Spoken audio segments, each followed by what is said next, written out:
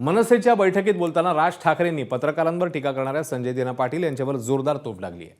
5 खून केल्याचं संजय पाटील बोलतात। राजकारण कुठे चाललंय असा संतप्त सवाल राज ठाकरेंनी केलाय। गँगस्टर बोलणार नाही ते खासदार बोलतोय, बॉम्ब फोडेन, 5 खून केले असं बोलूनही चौकशी होत नसेल तर हे गंभीर आहे असं राज ठाकरे म्हणाले।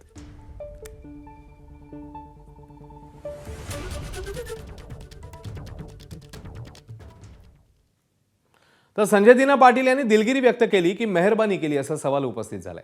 दिलगिरी व्यक्त करताना त्यांनी पत्रकारांवरच पुन्हा खापर फोडलं, यावरूनही विरोधकांनी टीका केली आहे। तर शिवसेना नेत्यांनी आता वादावर पडदा टाकण्याचा प्रयत्न केलाय। ज्या दिवसापासून मी शिवसेनेत प्रवेश केलाय त्या दिवसापासून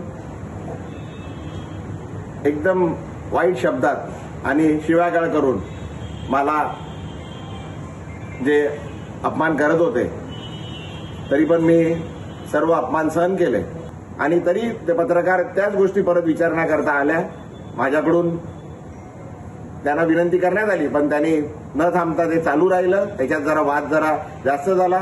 माझ्याकडून चुकीने काहीतरी अपशब्द निघाले। मी त्याकरता पुन्हा एकदा त्या पत्रकारांची आणि पूर्ण पत्रकार समूहाची मनापासून दिलगिरी व्यक्त करतो। पत्रकारांना अर्वाच्य भाषेत शिव्या घालत होता, पत्रकारांना शिव्या घालत होता हे तर झालंच, आणि जी भाषा त्यांनी वापरली ती मला असं वाटतं महाराष्ट्राच्या, ज्याला आपण पुरोगामी महाराष्ट्र म्हणतो, या पुरोगामी महाराष्ट्राला शोभणारी नाही।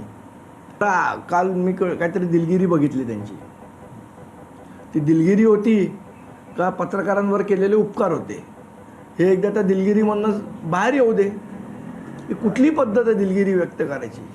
मला वाटतं सरकारचा हा आशीर्वाद असल्याशिवाय होऊ शकत नाही।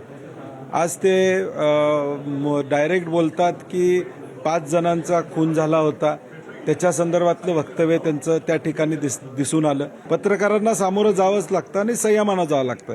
ती जी भाषा वापरली याचा अर्थ काय? वर्धास्त, राज्य शासनाचा वर्धास्त आहे। जेवण आमचे नेते एकनाथ शिंदे साहेबांनी सांगितलं की भावनेच्या भरामध्ये चुकून झालेला प्रकार होता, की तुमचं आणि त्यांचं काय वैर नाही किंवा काय अशा कोणाची भानगड किंवा असा काय प्रकार नाही, परंतु त्यांनी भावनेच्या भरामध्ये जे काय चुकलं ते त्यांनी दिलगिरी व्यक्त केलेली आहे। आणि त्याच्याबद्दल तुम्हाला आमची विनंती आहे की आता एखाद्या माणूस चुकून दिलगिरी व्यक्त करतो तेव्हा तुम्ही लोकांनी पण मोठं मन करायला पाहिजे असं आम्हाला पाहिजे। मला वाटतं पत्रकारांच्या बाबतीमध्ये अशी भाषा वापरणं अर्थातच योग्य नाहीये, म्हणून एकनाथ शिंदे साहेबांनी देखील त्यांना योग्य तो सल्ला दिलेला आहे आणि त्यांनी स्वतः देखील त्याची दिलगिरी व्यक्त केली। त्यामुळे विषय मला वाटतं आता आपण हा विषय आता संपलेला आहे।